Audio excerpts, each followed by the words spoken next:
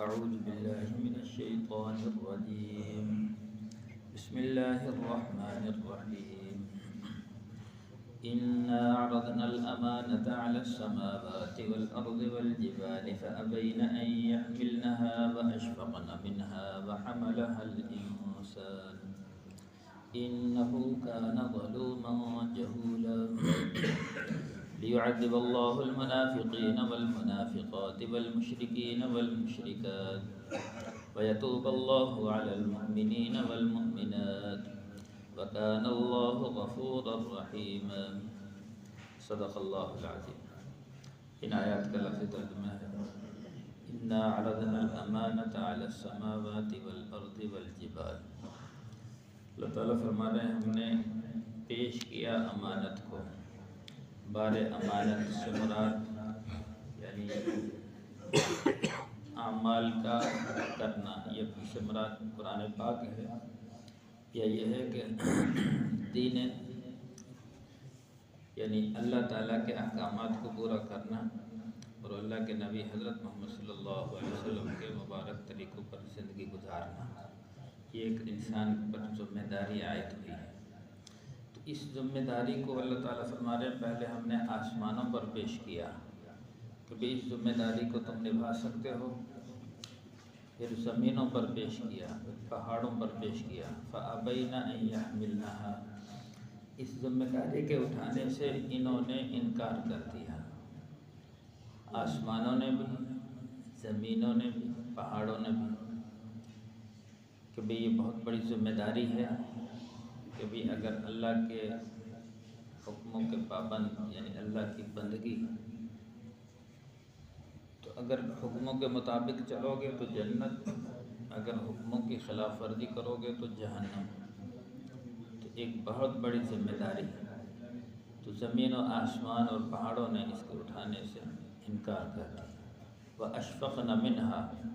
اور اس ذمہ داری کے نبھانے سے ڈر گئے. وَحَمَلَهَا الْإِنسان. لیکن انسان نے اس ذمہ داری کو اٹھا لیا کہ میں اس ذمہ داری کو نبھاؤں گا. إِنَّهُ كَانَ ظَلُومًا جَهُولًا. بے شک یہ انسان بڑا ظالم اور جاہل ہے. ذمہ داری کو اٹھا لیا لیکن نبھایا نہیں. تو اب کیا ہوگا؟ لِيُعَذِّبَ اللَّهُ الْمُنَافِقِينَ وَالْمُنَافِقَاتِ. اب اللہ تعالیٰ عذاب دے گا منافقین مردوں کو اور منافقین عورتوں کو. والمشرکین والمشرکات. اور مشرک مردوں کو اور مشرک عورتوں کو. وَيَتُوبَ اللَّهُ عَلَى الْمُؤْمِنِينَ وَالْمُؤْمِنَاتِ. اور اللہ اپنی مہربانی فرمائے گا ایمان والے مردوں پر اور ایمان والی عورتوں پر. وَكَانَ اللَّهُ غَفُورًا رَحِيمًا. بے شک اللہ تعالیٰ مغفرت کرنے والے اور رحم کرنے والے ہیں. یہ ان آیات کا لفظ ترجمہ ہے. تو یہاں اللہ تعالیٰ نے فرمایا کہ انسان پر ایک تو اس سے مراد کہ ہم نے امانت پیش کی پہاڑوں پر. امانت سے مراد ایک تو قرآن پاک مراد ہے کہ یہ قرآن پاک کو اٹھانا اور اس پر عمل کرنا اور اس کے مطابق زندگی گزارنا. پہاڑوں، زمین نے اور اس کے ساتھ ساتھ آسمانوں نے اس ذمہ داری کے نبھانے سے انکار کر دیا اور اس بات سے ڈر گئے کہ ایسا نہ ہو اللہ کی ہم سے کوئی خلاف ورزی ہو جائے، اللہ کے حکم ٹوٹ جائے اور اللہ ہم سے ناراض ہو جائے. تو اس لیے انہوں نے اس ذمہ داری کے اٹھانے سے انکار کر دیا. لیکن انسان نے اس ذمہ داری کو اٹھا لیا. اب اٹھا تو لیا لیکن اس کو نبھایا نہیں. نہ نبھانے کی وجہ سے اللہ نے فرمایا یہ بڑا ظالم اور جاہل ہے کہ ایک آدمی کسی سے وعدہ کر لے بھی یہ میں پورا کروں گا اور اس کو میں نبھاؤں گا اور پھر اس کو نبھائے نا تو اس آدمی کو ظالم اور جاہل کہا جائے گا. بھی ظالم تو نہیں ذمہ داری اٹھائی اور اس کو پورا نہیں کیا. تو ایسے انسان نے اس ذمہ داری کو اٹھا لیا لیکن نبھایا نہیں تو یہ بڑا ظالم ہے. سب سے پہلا ظلم تو اپنی جان کا دشمن ہے. قرآن میں ہے وَمَا ظَلَمْنَاهُمْ وَلَٰكِنْ كَانُوا أَنفُسَهُمْ يَظْلِمُونَ. اللہ تعالیٰ فرما رہے ہیں ہم ان پر ظلم نہیں کرتے، یہ خود اپنی جانوں کے دشمن ہیں.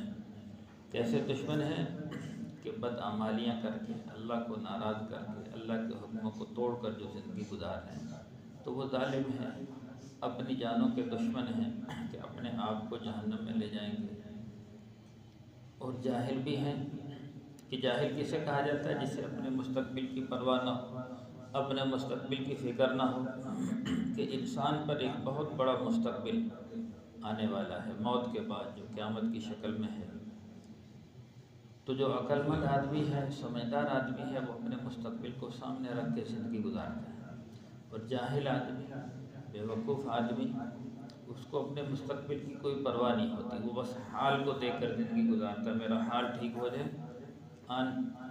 آتے وقت جو آنے والی زندگی دیکھا جائے گا۔ تو یہ سب سے بڑی حماقت اور جہالت ہے کہ انسان اپنے مستقبل کو سامنے نہ رکھے۔ یہی وجہ ہے جاہل اور پڑھے لکھے آدمی میں یہی فرق ہوتا ہے۔ جاہل کو، جو سمجھدار آدمی ہے، اپنے مستقبل کو سامنے رکھتا ہے، وہ پڑھتا ہے، لکھتا ہے، اپنے آخرت کی، اپنے مستقبل کی، اپنے آنے والی زندگی کی تیاری کرتا ہے اور اپنا ایک نظام زندگی بناتا ہے، تو وہ کامیاب ہو جاتا ہے۔ اور جاہل آدمی کو اس کی کوئی پرواہ نہیں، میرے آگے آنے والی زندگی سنور جائے۔ یہی وجہ ہے کہ جو جاہل ہیں تو یہ بیچارے ریڑیاں چلا رہے ہوتے ہیں، مزدوریاں کر رہے ہوتے ہیں، اور پڑھے لکھے آدمی ترقی کر کے بڑے آدمی بن جاتے ہیں۔ تو اس لیے انسان کو جو اپنے مستقبل کی فکر نہ کرے، وہ ظالم بھی ہے اور جاہل بھی ہے۔ اس لیے انسان کو ظالم اور جاہل کہا گیا کہ انسان کے اوپر ایک ذمہ داری عائد کی تھی۔ دیکھو نا، اب انسان ہمیشہ سے نہیں تھا لیکن ہمیشہ رہے گا۔ انسان ہمیشہ سے نہیں تھا لیکن اب ہمیشہ رہے گا۔ اب عقل مندی کا تقاضا یہ ہے، جیسے حضور صلی اللہ علیہ وسلم نے فرمایا، الکیس من دان نفسہ وعمل لما بعد الموت۔ تو میں سب سے بڑا عقل مند آدمی وہ ہے جو دنیا میں اپنی خواہشات کو چھوڑ دے اور موت کے بعد جو مراحل آنے والے ہیں ان کی فکر میں لگ جائے۔ تو فرمایا یہ سب سے بڑی عقل مندی ہے۔ اور سب سے بڑی حماقت اور جہالت یہ ہے کہ والعاجز من اتبع نفسہ ہواها وتمنى علی اللہ۔ عاجز آدمی اور بے وقوف آدمی اور احمق آدمی وہ ہے جو دنیا میں اپنی خواہشات کے پورا کرنے میں لگ جائے اور اللہ پر تمنا کر کے بیٹھا رہے۔ تو یہ جہالت ہے۔ کیوں کہ انسان کے اندر اللہ نے اتنی خواہشات رکھی ہیں۔ حدیث میں ہے کہ اگر اس کو 2 سونے کی وادیاں دے دی جائیں، جو 2 سونے کے جنگل دے دیے جائیں، پھر بھی تمنا کرے گا کہ میرے دوسرے ایک جنگل اور ہونا چاہیے۔ ایک وادی کہتے ہیں 2 پہاڑوں کے درمیان میں جو خلا ہے، اس کو سونے سے بھر کر دے دیا جائے، یا دوسرے الفاظ میں کہا جائے کہ پہاڑ 2 سونے کے پہاڑ دے دیے جائیں، تو پھر بھی تمنا کرے گا ایک پہاڑ اور ہونا چاہیے۔ آج ہم دیکھتے ہیں جو دنیا کے لالچ میں لگے ہوئے ہیں، دنیا کی خواہشات میں، اب اس کے پاس 1 کروڑ روپے ہیں پھر بھی اس کو تھوڑا بتاتا ہے یہ تو بہت کم ہے۔ ارب روپے ہو جائیں پھر بھی کہتا ہے یہ کم ہے، خربوں روپے ہو جائیں پھر بھی کم ہے۔ جو کھرب پتی ہیں وہ اور کی تلاش میں، اور کی تلاش میں۔ تو انسان کی جو خواہشات کا غلام ہے، حضور صلی اللہ علیہ وسلم نے فرمایا کہ اس کے پیٹ کو سوائے قبر کی مٹی کے اور کچھ نہیں بھر سکتا، اس کا پیٹ بھرتا ہی نہیں۔ اور جو دیندار آدمی ہے، آخرت کو سامنے رکھ کے زندگی گزار رہا ہے، تو وہ 2 وقت کی روٹی کھا کے اللہ کا شکر ادا کرتا ہے اور آخرت کی فکر میں لگ جاتا ہے۔ اور حضور صلی اللہ علیہ وسلم نے اسی کی ہمیں ترغیب دی ہے، فرمایا کن فی الدنیا کأنک غریب او عابر سبیل۔ دنیا میں ایسا رہو جیسا کہ ایک راہ گزر ہوتا ہے، یہ ایک مسافر ہوتا ہے، تھوڑی دیر کے لیے کسی درخت کے نیچے بیٹھا اور چل دیا، تو مسافروں کی طرح زندگی گزارو۔ یہ دنیا مسافر خانہ ہے، یہ ہماری ہمیشہ کی رہنے کی جگہ نہیں، ہمیشہ رہنے کی جگہ جنت ہے، ہم نے وہاں پہنچنا ہے۔ انسان جنت ہی سے چلا تھا، حضرت آدم علیہ السلام کو اللہ نے پیدا کر کے جنت میں داخل کیا، لیکن اب چونکہ جنت انسان کو بغیر محنت کے ملی تھی تو اس کی قدر و قیمت نہیں۔ کسی بھی انسان کو بغیر محنت کے کوئی چیز دے دی جائے اس کی قدر و قیمت نہیں ہوتی، اور جو چیز محنت کے بعد ملتی ہے اس کی قدر و قیمت ہوتی ہے۔ ایک واقعہ مشہور ہے کہ ایک آدمی تھا، تو اپنی جوتیوں کو ایک قیمتی چادر سے صاف کر رہا تھا۔ کسی نے کہا کہ بھئی یہ جو جوتیاں ہیں یہ تیری سستی جوتیاں ہیں، یہ بوٹ جو تیرے ہیں چند روپے کے ہیں، اور یہ چادر بڑی مہنگی ہے ہزاروں روپے کی، تو اس سے اپنی جوتیاں صاف کر رہا ہے۔ تو کہنے لگا یہ جو بوٹ ہیں یہ میں نے محنت مزدوری کر کے اپنے پیسوں کے خریدے ہیں، اور یہ جو چادر ہے مجھے وراثت میں ملی ہے، مفت میں ملی ہے، اس لیے میرے ہاں قدر و قیمت ان بوٹوں کی ہے، بوٹوں کی زیادہ جو اپنی محنت سے۔ تو جو چیز محنت سے خریدی جائے، محنت سے حاصل کی جائے، اس کی قدر و قیمت ہوتی ہے۔ اس لیے اللہ نے دنیا میں بھیجا کہ بھی محنت کر کے آؤ، تو تمہاری محنت کے بدلے میں پھر تمہیں جنت ملے گی۔ مفت میں جنت مل جاتی اس کی قدر و قیمت نہ ہوتی، اس لیے اللہ نے دنیا میں بھیج دی۔ اب انسان جنت سے چلا ہے اور جنت میں اس نے پہنچنا ہے، لیکن راستہ بڑا پرخطر ہے۔ سب سے بڑا ڈاکو ہمارا شیطان ہے، اور اس کے ساتھ ساتھ نفس ہے۔ حضور صلی اللہ علیہ وسلم نے فرمایا ان اعداء عدوک فی جنبک، تیرا سب سے بڑا دشمن تیرے پہلو میں ہے، یعنی نفس ہے۔ ان النفس لامارۃ بالسوء، جو نفس ہے انسان کو گناہوں کی طرف آمادہ کرتا ہے، اور انسان کے اندر اللہ نے خواہشات رکھ دی، اور شیطان دھوکے باز۔ قرآن میں اللہ نے فرمایا فلا تغرنکم باللہ الغرور، دیکھو یہ دھوکے باز شیطان تمہیں دھوکے میں نہ ڈالتا۔ ان الشیطان لکم عدو فاتخذوہ عدوا، یہ شیطان تمہارا کھلا ہوا دشمن ہے، کہیں تمہیں یعنی اس کو دشمن بنا لو۔ حضرت آدم علیہ السلام کو جنت سے نکلوانے کا سبب یہ شیطان بنا۔ وہاں حضرت آدم علیہ السلام کے پاس اللہ تعالیٰ نے فرمایا کہ سارے جنت میں جہاں چاہو کھاؤ پیو چلو پھرو، لیکن فلاں درخت فلا تقربا ہذہ الشجرہ، اس درخت کے قریب نہ جانا، فتکونا من الظالمین، اگر اس درخت کے قریب چلے گئے، اس میں سے چکھ لیا تو تم ظالموں میں سے ہو جاؤ گے۔ اب شیطان وہاں روزانہ آتا، قرآن ہی میں وقاسمہما انی لکما لمن الناصحین، وہ آتا اور کہتا میں تمہارا بڑا خیر خواہ ہوں، اور اس درخت میں سے چکھ لو، اگر تم نے اس درخت میں سے کھا لیا تو تم ہمیشہ جنت میں رہو گے، ورنہ جنت سے نکال دیے جاؤ گے۔ جبکہ اللہ نے اس کے برعکس فرمایا تھا کہ اگر اس درخت کے قریب نہ گئے تو ہمیشہ رہو گے، اگر اس درخت میں سے چکھ لیا تو جنت سے نکال دیا جائے گا۔ لیکن اس شیطان نے فدلاہما بغرور، دھوکے سے ان کو دھوکہ دیا اور ان کو ساتھ غلط بیانی کی اور جھوٹی قسمیں اٹھائیں، یہاں تک کہ حضرت آدم علیہ السلام نے جیسے اس کو چکھا تو اللہ نے پھر لمبا واقعہ مختصر یہ کہ اللہ نے جنت سے نکال کر دنیا میں بھیج دیا۔ تو اب یہ شیطان ہمارے ساتھ ساتھ، اور شیطان نے قسم اٹھائی ہوئی ہے۔ جب اللہ تعالیٰ نے حکم دیا تھا اس شیطان کو بھی سجدہ کر، سارے فرشتے سجدے میں چلے گئے، لیکن یہ شیطان نے سجدہ نہ کیا، تو اللہ تعالیٰ نے فرمایا کہ شیطان تو سجدہ کیوں نہیں کرتا؟ کہنے لگا میں آدم سے بہتر ہوں اس لیے سجدہ نہیں کرتا۔ اللہ نے فرمایا فخرج منہا فإنک رجیم، نکل جا یہاں سے، تو مردود ہے، تجھ پر قیامت تک میری لعنت برسے گی۔ تو اب یہ ظالم وہاں اللہ کے سامنے اکڑ گیا، وہ کہنے لگا ٹھیک ہے میں مردود سے ہی لعنتی سے ہی، لیکن اب مجھے قیامت تک مہلت دے دی جائے۔ تو اللہ نے فرمایا جا فإنک من المنظرین، تجھے قیامت تک مہلت ہے۔ تو اس وقت اس نے قسم کھا کے اللہ کے سامنے کہا قال فبعزتک لأغوینہم اجمعین، یا اللہ تیری عزت کی قسم ہے میں ان سب کو گمراہ کروں گا۔ ثم لآتینہم من بین ایدیہم ومن خلفہم وعن ایمانہم وعن شمائلہم ولا تجد اکثرہم شاکرین، ان پر حملہ کروں گا دائیں سے بائیں سے آگے سے پیچھے سے، دیکھنا اکثر تیری نعمتیں استعمال کریں گے لیکن تیری ناشکری کریں گے۔